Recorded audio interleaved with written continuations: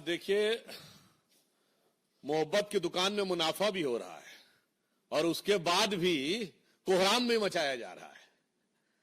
तो मैं ये कहना चाहता हूं, यहां पर एक गंभीर बात, देखिए कांग्रेस ने कितने सिस्टमेटिक तरीके से भारत में अराजकता फैलाने का प्रयास किया। सबसे पहले उन्होंने आरोप किस पे लगाया था? एलआईसी पे। भारत के आम आदमी का सबसे ज्यादा पैसा इंश्योरेंस में किस में लगा है? एलआईसी। तो उन्होंने कहा एलआईसी बर्बाद हो गई। फैक्ट क्या है? एलआईसी ने पिछले तिमाही में 17,000 करोड़ का प्रॉफिट दर्ज किया, जो एलआईसी का ऑल टाइम है। दूसरा उन्होंने किस पे आरोप लगाया? State bank of India. Bharat के लोगों के सबसे ज्यादा खाते अगर किसी एक बैंक में है, भारत का सबसे बड़ा बैंक स्टेट बैंक, उन्होंने कहा स्टेट बैंक बर्बाद हो गया है। पिछली और उससे पिछली वाली तिमाही में 21,000 करोड़ रुपए का प्रॉफिट दर्ज किया है, जो एसबीआई का ऑल टाइम हाई नहीं है, भारत के सारे प्राइवेट और पब्लिक सेक्टर्स को मिला के ऑल टाइम हाई है। मतलब रिलायंस से ज्यादा प्रॉफिट एसबीआई ने दर्ज किया है। उसके बाद उन्होंने क्या कहा? एचएएल। एचएएल क्या है? भारत का सबसे बड़ा डिफेंस का पीएसयू है और मोदी जी की सरकार में आने के बाद भारत की रक्षा क्षेत्र में आत्मनिर्भरता में सबसे आगे एचएएल है। उन्होंने कहा एचएएल बर्बाद हो गया है। ये सिर्फ 1.5 साल पहले की बातें हैं। 2023-24 एचएएल का रेवेन्यू 29,000 करोड़ रुपीस है, जो ऑल टाइम हाई है, और 80,000 करोड़ का उनका पाइपलाइन में है। उसके बाद अब सेबी के ऊपर अटैक।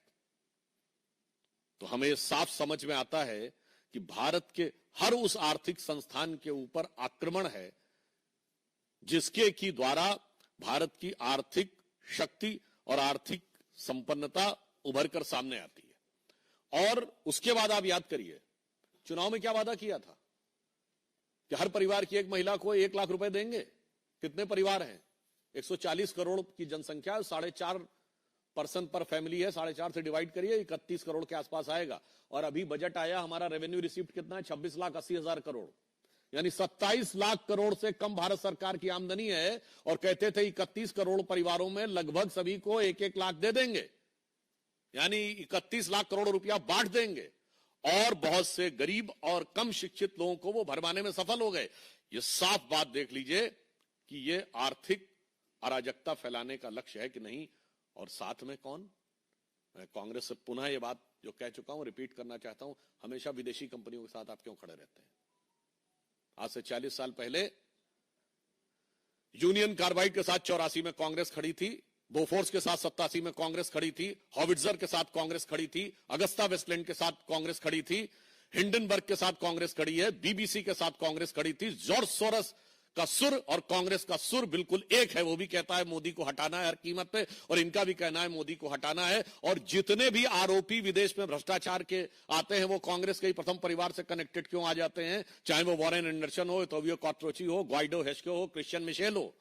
तो मैं कहना चाहता हूं, ये विदेशी कंपनियों से कौन सा याराना है कि भारत के हर आर्थिक संस्थान के ऊपर कांग्रेस का निशाना है। ये इतने दिन की मोहलत किस लिए दी जा रही है? जिस ढंग का आचरण रहा है कि आपने प्रिंसिपल को वहां से हटाया और इमीडिएटली दूसरी जगह बनाया, तो उससे तो शक होता है कि ये मोहलत किसी मैनिपुलेशन को ध्यान में रखकर तो नहीं दी जा रही है। देखिए, जानकारी तो ये है पब्लिक डोमेन में कि वो डिंपल यादव जी के सांसद प्रतिनिधि भी रहे। उनके परिवार में संभवतः किसी शोक के अवसर के ऊपर अखिलेश यादव जी का बाकायदा संवेदना का लिखित पत्र भी है। तो मानी हुई बात है उनकी पार्टी से संबंधित रहे होंगे, तभी कोई पत्र लिखे, या फिर समाज का कोई बहुत प्रतिष्ठित व्यक्ति हो। मुझे लगता है कि फारूक साहब इस समय भारत के सबसे सीनियर नेताओं में से एक हैं। वो अगर अपने मुंह से बोलें कि मैंने नेहरू जी से लेकर मनमोहन सिंह तक का समय देखा है, तो नेहरू जी की अध्यक्षता में तो भारत के विभाजन का प्रस्ताव पारित हुआ था।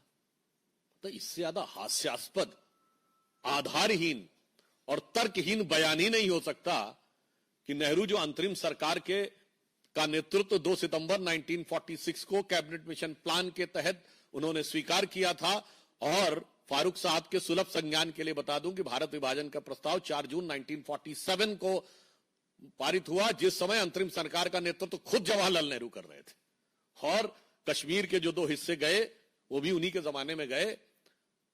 फैक्ट यह है कि आज का दौर इस देश के प्रति दुर्भावना रखने वाले जो शैतानी ताकतें हैं, उनके लिए खौफ का दौर है।